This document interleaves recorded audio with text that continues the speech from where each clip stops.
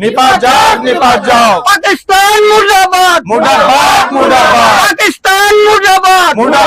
মুৰ্দাবাদ পাকিস্তানক পুনৰবাৰ ভাৰতৰ মাটিত বিলীন কৰিবৰ কাৰণে আমি যদি ভাৰতৰ মুছলমানে অসমীয়া মুছলমানেও যদি মৰ্মান্তিক বৰ হৃদয় বিদাৰক এটা ঘটনা যিটো ঘটনাৰ আশা আমি ভাৰতীয় হিচাপে কেতিয়াও কৰা নাছিলোঁ কিন্তু কিবা এটা ষড়যন্ত্ৰমূলক হত্যাকাণ্ড বুলি ক'ব লাগিব আৰু যিহেতু এই হত্যাকাণ্ডত সেই যিসকল তাত ঢুকাইছে নিৰীহ লোকক হত্যা কৰিছে তেওঁলোকৰ আত্মাৰ সদ্গতি কামনা কৰিছোঁ শোকসন্তপ্ত পৰিয়াললৈ সমবেদনা জ্ঞাপন কৰিছোঁ লগতে মৰঙী আঞ্চলিকবাসী হৈ মোৰ ক'বলগীয়া বিশেষকৈ দুটা কথা আছে এটা হৈছে যে সন্ত্ৰাসবাদক আমি কেতিয়াও সমৰ্থন কৰিব নোৱাৰোঁ আগতেও কৰা নাছিল আৰু ভৱিষ্যতলৈও নকৰোঁ সন্ত্ৰাসবাদ সদায় সন্ত্ৰাসবাদ এতিয়া ইয়াত আৰু এটা কথা ক'বলৈ বিচাৰোঁ ক'ব লাগিব এই কথাষাৰ যিহেতু আপোনালোকে সংবাদ মাধ্যমত প্ৰচাৰ কৰি আছে আৰু তাত এচাম মানুহে তলত কমেণ্ট কৰি আছে বক্তব্য দি আছে যে ইয়াত হিন্দু মুছলমান কৰি আছে হিন্দু মুছলমানৰ টিআৰপিৰে ৰুটি সেকাৰ যি ব্যৱস্থা তেওঁলোকে কৰিছে ইয়াকো এই কাণ্ডটোকো আমি ধিক্কাৰ জনাইছোঁ যিহেতু ইয়াত হিন্দু মুছলমান নকৰি এক ভাৰতীয় হিচাপে যদি আমি কথাখিনি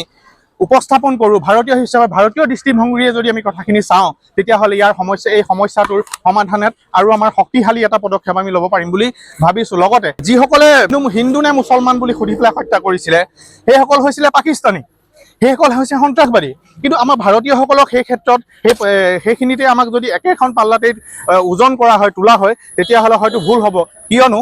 আমাৰ ভাৰতীয় কৰ্তব্যই কি কৰিছিলে ভাৰতীয় মানুহে কি কৰিছিলে য'ত পাকিস্তানীয়ে হিন্দু নে মুছলমান বুলি হত্যা কৰিছিলে সেইখিনিতে আমাৰ মুছলমান ভাৰতীয় যিখিনি আছে তেওঁলোকে কি কৰিছিলে নিজৰ কান্ধত উঠাই নি পেলাই বচাইছিলে সেয়া হৈছে আমাৰ ভাৰতীয় দেশপ্ৰেম সেয়া হৈছে আমাৰ সম্প্ৰীতি নিজৰ আশ্ৰয়স্থলত নিজৰ ঘৰত গৈ পেলাই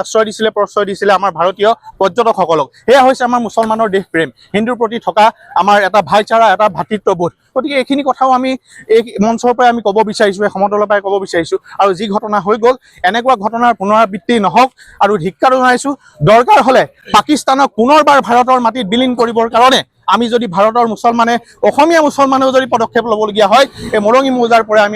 আমি চৰকাৰলৈ আহ্বান কৰিছোঁ আমাৰ হাতত হাথিয়াৰ দিয়ক ৱেপনছ দিয়ক আমি পাকিস্তানক এতিয়াও ভাৰতৰ মাটিত বিলীন কৰিব পৰা ক্ষমতা ৰাখোঁ